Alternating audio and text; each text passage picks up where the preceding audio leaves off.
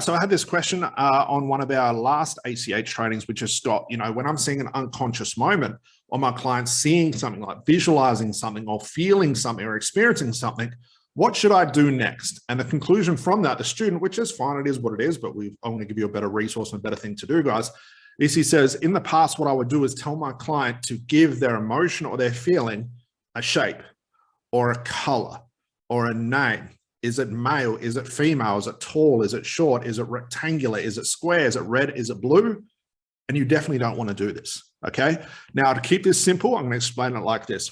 When your client's having an experience or a atypical experience, being atypical, it's not going to be the same for everybody. Emotion, feeling, visualization, experience, they could be feeling a tingling in their body, to visualizing a unicorn. It doesn't matter what it is. I do not want to tell my client to give that thing meaning. I do not want to tell my client what to do with that thing. Now, this is a big one, and you can always put this aside to like telling a client how to go into trance, or telling a client how to have their breakthrough, or telling a client to hug their inner child. What you're doing here is you're now telling a client what to do based on what you want them to do, and this is always incorrect.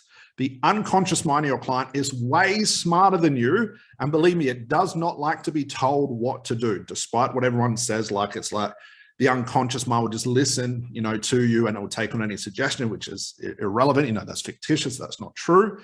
What we don't want to do is when our client's having an experience, tell them what to do with it. So I never want to tell my client, hey, you're feeling tingly in your body. What color is it? What shape is it?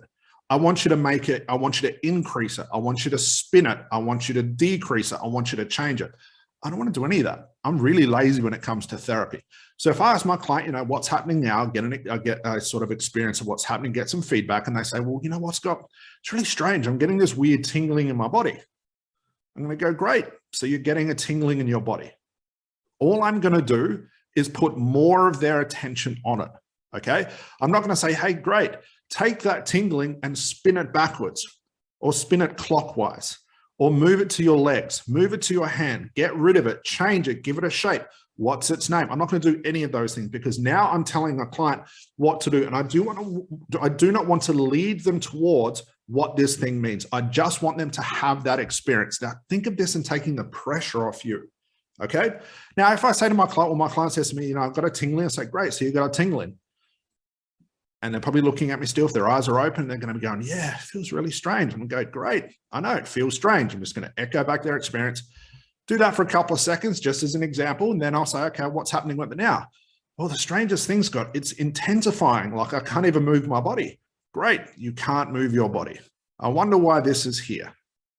And I'm just going to throw out a postulate, a question that gets them thinking about that. I do not want to say that this is here because of this. Now, I don't want to go down the rabbit hole with this, guys, because this is a long explanation. I want to keep it short, but I hopefully get my point here. I'm not going to say, hey, I want you to give this a meaning. This is here because you want to become a non-smoker. And I wonder what the tingling is telling you about becoming a non-smoker. Maybe it's because every time you had a cigarette, this would occur. I guess this means, and you can tell what I'm doing there, I'm leading the conversation. I'm telling them what to do with it. I'm going to let them have the experience. Say, okay, well, what's happening with it now? Well, it's strange. The tingling starting to grow. Great. I wonder why this has showed up today. And they're going to think about it, more attention on it. And they'll say, well, it's really strange. All of a sudden, I got this memory of my mother. Great.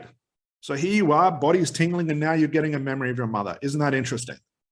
Yeah. And then all of a sudden, I'm feeling like the tingling is going away. My body's really heavy now. Sort of see where I'm going, guys. Okay. Now, again, we've got another little program for this, but I don't want to be here just pitching my programs and stuff, but you can see my point here. I do not want to give meaning to trance. I do not want to tell my client what it is, how it is, what to do with it, or what to do with it next. I just want my client to experience whatever they're experiencing. Now, this takes the pressure off you guys to come up with your client's solutions.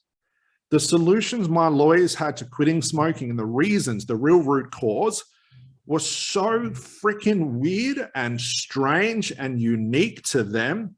Of course, it had nothing to do with the cigarettes, had nothing to do with their inner child, had nothing to do with their past experience as a child, because now I'm putting my own conclusion on a thing. These things were so far out there. And the coolest thing was it always changed from client to client. And again, that comes back to, techniques and scripts, having to work for everybody when that's not the case.